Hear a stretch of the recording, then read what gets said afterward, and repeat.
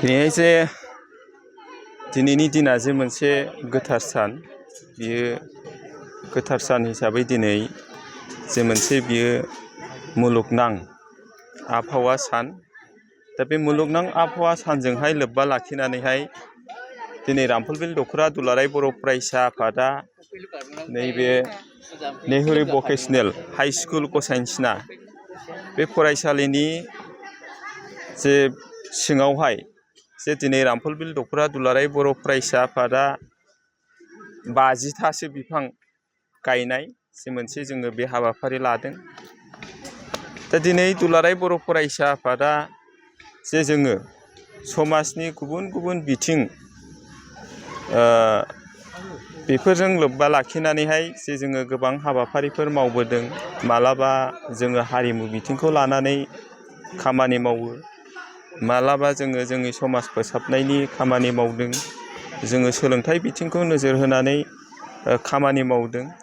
दा दिनैहाय बेबायदिनो दिनै मुलुगनां जे आबहावा बे सानजों लोब्बा लाखिनानैहाय दिनै जोङो जे जोंनि मिथिंगा, जे जोंनि मिथिंगाखौ जे जोङो बोरैहाय पलुसन जानाय बा जोंनि आबहावाया गाज्रि जानाय, बे आबहावा गाज्रि जानायखौ जे जोङो बोरैहाय संरैखा खालामनो हायो, बे थांखि आरो नोजोरखौ लाफानानै जे जोङो जोंनि आबहावाखौ मोजाङै लाखिनांगौनि थाखाय जे जोङो दिनै बे बिफां गायनाय हाबाफारिखौ लादों। दा दिनै जोङो नुदों जे जोंनि मिथिंगाया जे जोंनि सुबुंनि जे गोबां बायदिसिना खामानि मावनायनि गेजेरजोंहाय जे दिनै जोंनि मिथिंगाया लासै लासै गाज्रि जानायनिफ्राय गाज्रि जानाय बे बिथिङाव थांगासिनो दङ। दा जोङो मानसि हिसाबैहाय जे बुहुमाव जोङो मोजाङै थांनानै थानांगौब्ला जोंनि बे मिथिंगानि सोरबिथिङा थिगै जानांगोन। दा बे जोंनि मिथिंगानि गासै सोरबिथिंखौ जोंनि मानसि माहारियानो जे जोङो गोबां गाज्रि खामानि मावनानैहाय जे जोङो दिनै जोंनि मिथिंगानि थासारिखौ जोंनो गाज्रि खालामनानै लागासिनो दङ। दिनै कल कारखानानिफ्राय ओंखारनाय उखुन्दै, जोङो मानसिफ्रा जेरै बायदिसिना प्लास्टिक मुवा बेसाद बेफोरबायदि बाहायनायनि गेजेरजों जे जोंनि दिनै आबहावाया गाज्रिनिफ्राय गाज्रि जानो थांगासिनो दङ। दा बेफोर गासै गाज्रि जानायखौ जोङो मानसि हिसाबै बयनिबो जिबनि गेजेरावहाय जोङो बयबो साननो हनो गोरोंसिन हिसाबैहाय जे जोङो बेखौ सिन्था खालामनांगोन जे जोङो जोंनि आबहावाखौ मारैहाय जोङो संरैखा खालामनो हायो। दा बेफोरबायदि थांखि आरो नोजोरखौ लानानैनो जोङो बे बिफां गायनाय हाबाफारिखौ लादों। जोङो दिनै मिथिगौ जे पलुसन जानायखौ, जे जोंनि पलुसन जानाय बे जिनिसखौहाय दिनै जोंनि बिफां लाइफांफ्रा जे होबथायो।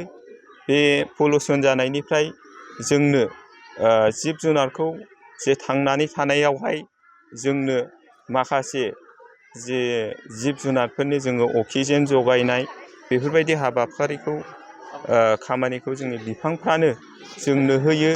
दा बे हिसाबैहाय जोङो जेब्लायबो फारफ्रोमबो बिथिङाव नोजोर होनानै जे जोङो आबहावाखौ संरैखा खालामनो थाखाय जोङो खामानि मावदों। दा दिनै प्लास्टिक बायदिसिना गारनाय, जोंनि कल कारखानानिफ्राय ओंखारनाय, गारि मथरनिफ्राय ओंखारनाय पलुसन, बेफोरखौ जे जोङो लासै लासै बोरैबा